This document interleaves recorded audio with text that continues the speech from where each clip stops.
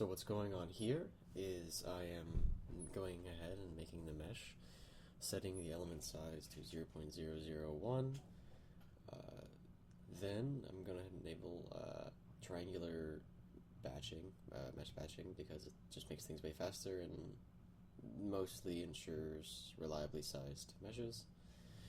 Creating the name section for the walls, the inlet, the outlet. Next, so that ANSYS knows what kind of things are present, and it can handle some things automatically in the solver. And further than that, making the object a separate named object makes local sizing possible on top of just having it named for clicking on it for graphs later. So what I'm going to be doing is using the sizing portion of a mesh in the ANSYS mesher to bring down the local sizing around the object to much smaller than otherwise, and that gives better results around the object when doing things in the solver. And here I'm doing 0.0004, whereas for the real simulations used in the lab report, 0.00025 was used.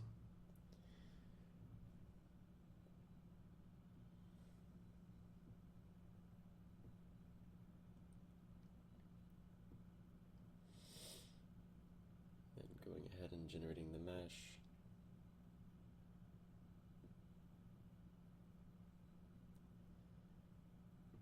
And it was created perfectly.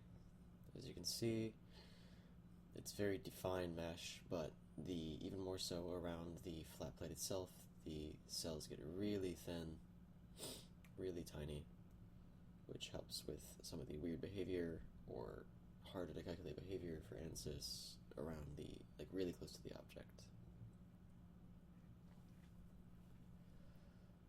Now moving on to the solver dog.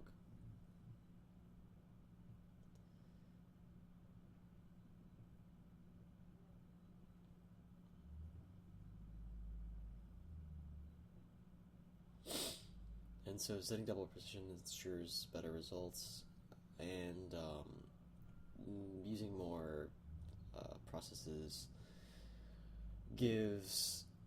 makes everything much faster because you get multiple threads calculating at the same time, which helps a lot with making this faster.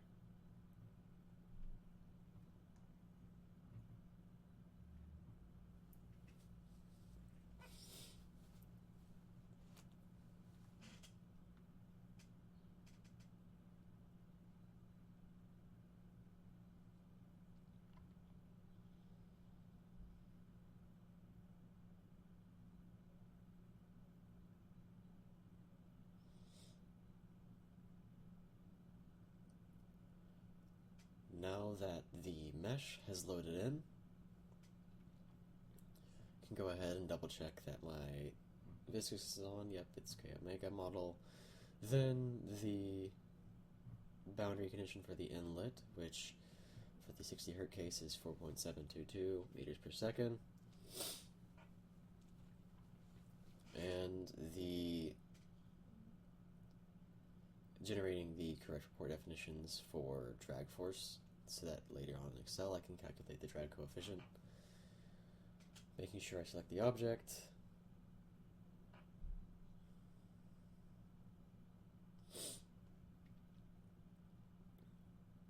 And also getting lift force, since this is the 10-degree plate.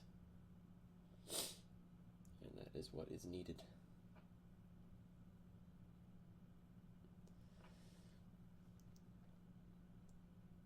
And now initializing, so we can go ahead and get the beginning settings done, and then I can go ahead and create some of the graphs needed.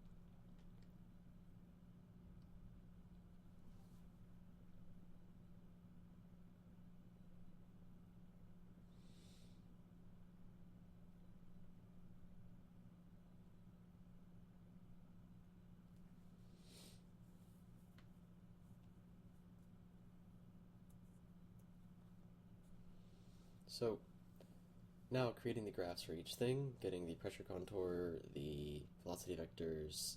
This is an example of how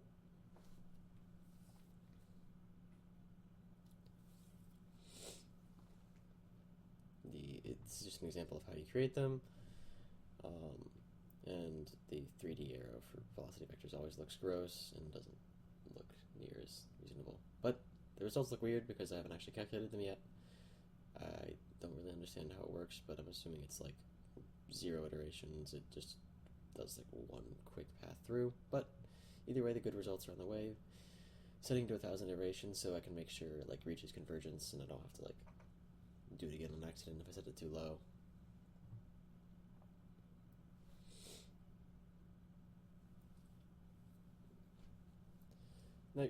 Then going ahead and waiting for those results to finish.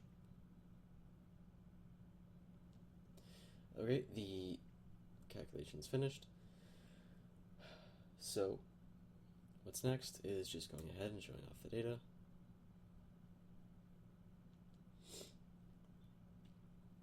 And as you can see, it looks much better. The velocity vectors look much, much cleaner here.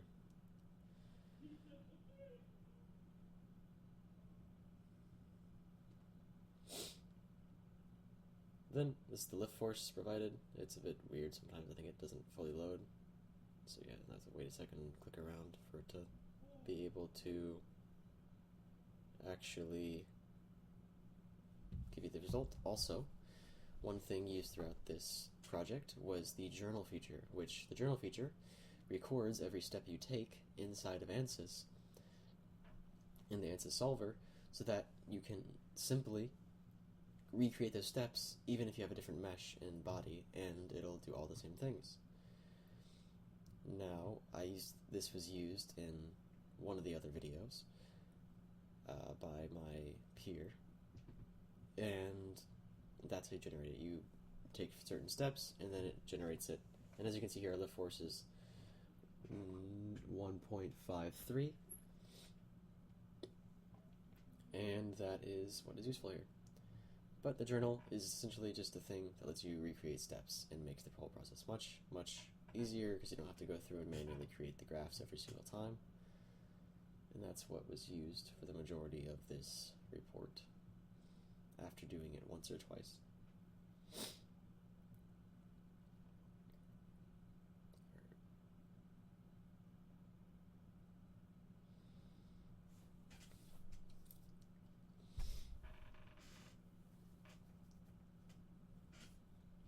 Alright, and then moving on to streamlines. The streamlines for the objects wasn't working super well for us, so we decided to just do the streamlines in the post processor instead, since the path lines based on the particles in the solvers simply just wouldn't load for having objects in the wind tunnel, so decided to do this instead. And this just gives the amount of points you want your velocity streamlines to come through, where it starts from, and then of course equally spaced, just so they're not crowding each other.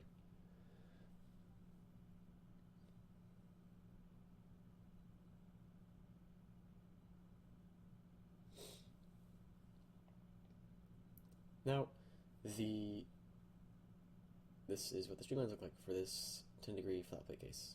As you can see, they kind of the streamlines get more compressed right around the air, right past the angled corner, which makes sense according to thin airfoil theory.